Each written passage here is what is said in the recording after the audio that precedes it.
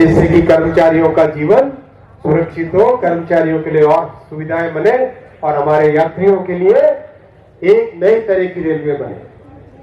साथियों, बात है रिक्रूटमेंट की।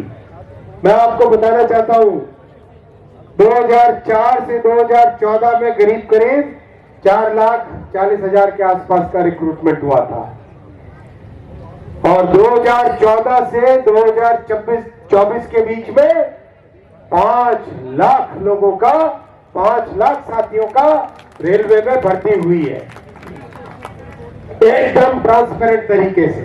आज पहली बार रेलवे के इतिहास में एनुअल कैलेंडर बना है जिसके अनुसार साल भर भर्ती होती रहे ताकि हमारे नौजवानों को ज्यादा से ज्यादा सुविधा मिले। रेल मंत्री जिंदाबाद जिंदाबाद जिंदाबाद जिंदाबाद जिंदाबाद जिंदाबाद। और आज जब हम सब मिले हुए हैं, आज करीब 50,000 भर्तियों पे रिक्रूटमेंट का काम चालू है। 50,000 वैकेंसीज। कई ऐसे राजनीतिक दल हैं जो 2,000-3,000 के लिए पूरे न्यूज़पेपर का फुल पेज एडवर्टाइजमेंट देते हैं। हम लोग काम में विश्वास करते हैं। मोदी जी की सरकार जमीन पे काम करने पे विश्वास करती है। तभी आप देखिए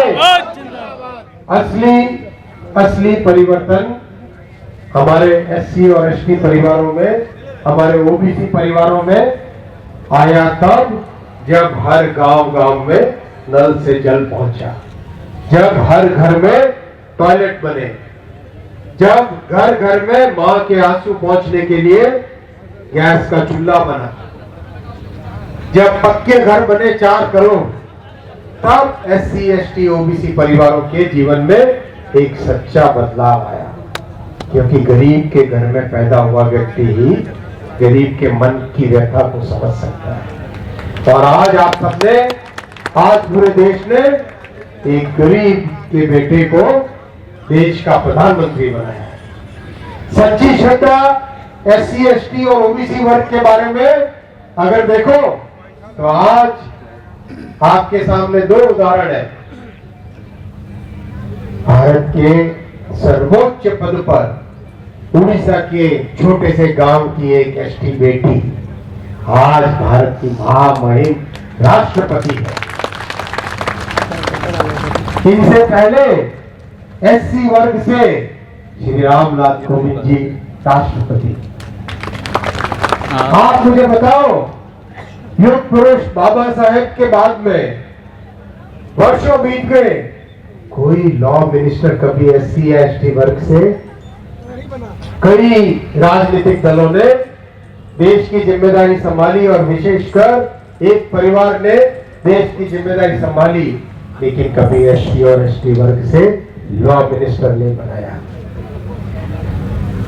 भारतीय जनता पार्टी और एनडीए सरकार के प्रधानमंत्री श्री नरेंद्र मोदी जी ने श्री किरण रिजिजू जी, जो कि एसटी वर्ग से आते हैं, उनको लॉ मिनिस्टर बनाया और श्री मेघवाल जी को, जो एससी वर्ग से आते हैं, उनको लॉ मिनिस्टर बनाया। आज मेरे बड़े भाई श्री अर्जुन राम मेघवाल जी शाम को आपके साथ यहाँ पर सम्मिलित होंगे। मैं उनको भी नमस्कार करता हूँ क्योंकि हमेशा वो मुझे पार्लियामेंट में गाइड करते हैं, पार्लियामेंट में मेरा मार्ग हमेशा मुझे नया रास्ता दिखाते हैं। ये सच्ची श्रद्धा होती है। रेलवे बोर्ड में मेंबर श्री आर एन सुनकर जी एससी वर्ग से थे। आज डीजी वर्मा साहब एससी वर्ग से, और रेलवे के इतिहास में पहली बार कोई महिला चेयरमैन बनी और उसके बाद में पहली बार एकदम नकार दिया और नकार के साबित कर दिया कि जो सच्ची श्रद्धा रखते हैं संविधान में, उनको ही इस देश के हर एससी और एसटी वर्ग का व्यक्ति अपने भविष्य की बागडोर संभालेगा। यही आज आपके सामने भी मैं कि जो सच्चे मन से एससी एसटी वर्ग के साथ, ओबीसी वर्ग के साथ, गरीबों के साथ, वंचितों के साथ खड़े हैं, जो उनके जीवन में परिवर्तन लाने के लिए प्रयासरत है, जो महिलाओं के जीवन में परिवर्तन लाने के लिए प्रयासरत है, ऐसे लोगों के साथ खड़े रहने में ही देश का कल्याण है। आपको एक और निवेदन करना चाहूंगा, हम सब के साथ देश की रेलवे देश की लाइफलाइन है और आज इस लाइफलाइन पे कई लोग बहुत ही सुनियोजित तरीके से अटैक कर रहे हैं। आपकी जानकारी में है, आप सब फील्ड में मेरे से अधिक देखते हो। मेरा निवेदन है, इस समय में हम 12 लाख कर्मचारी और 12 लाख रेलवे के परिवार के सदस्य एकदम एकजुट हो जाए। कहीं से भी कोई भी अगर ताकत रेलवे के ऊपर अटैक करने की कोशिश करे तो उन सब ताकतों को हम मिलकर करारा जवाब देंगे।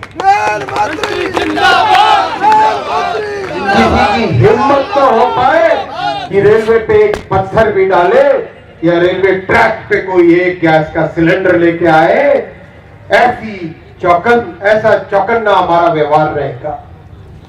एक एक पॉइंट और क्रॉसिंग के लिए हम इंस्पेक्शन में जान देंगे। हम एक एक सिग्नल की रिलायबिलिटी के लिए अपना पूरा खून पसीना बहाएंगे। तैयार हो इतनी मेहनत के लिए? तैयार हो? तो आप मुट्ठी बांधो, मुट्ठी बांधो।